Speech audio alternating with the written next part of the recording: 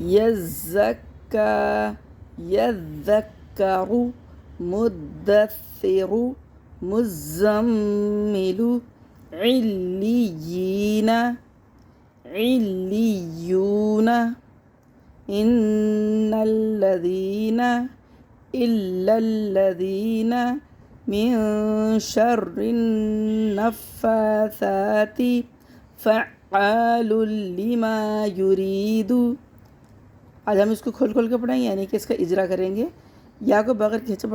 پڑھتے لیکن آگے زا مشدد ہے، یعنی کہ زا کے اوپر تشدید ہے، اس کو مشدد حرف کہتے ہیں۔ یا کو زا سے ملا کر ایک دفعہ پڑھیں گے یز، پھر زا کو دوبارہ پڑھتے لیکن آگے کاف مشدد ہے، اور تشدید کو 2 دفعہ پڑھتے ہیں تو ہم زا کو کاف سے ملا کر ایک دفعہ پڑھیں گے۔ پہلے ہم نے زا کو یا سے ملایا یز، پھر زا کو کاف سے ملائیں گے دوبارہ زک، یزک، کاف کھڑا زبر کا، یزک کا، یا ایکسٹرا اس کو نہیں پڑھیں گے۔ یا زال زبر یز، یا کو زال سے ملائیں گے ایک دفعہ کیونکہ زال کے اوپر تشدید ہے۔ پھر زال کو دوبارہ پڑھتے لیکن آگے کاف مشدد ہے تو ہم زال کو کاف سے ملا دیں گے، زال کاف زبر زک، پیچھے سے ملائیں گے یزک، کاف کو دوبارہ پڑھیں گے کاف زبر کا، یزکا، رو پیش رو، یذکرو،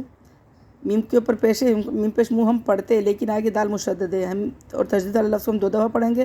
میم کو پہلے ہم دال سے ملا کر ایک دفعہ پڑھیں گے، میم دال پیش مد، دال زبر دا ہم پڑھتے لیکن آگے پھر ساکن آ گیا، مشدد تشدید آ گئی سا کے اوپر تو ہم دال کو سا سے ملا کر ایک دفعہ پڑھیں گے مدث، پھر سا کو دوبارہ پڑھیں گے سا زیر سی، مدثی، رو پیش رو، مدثرو، مدثر۔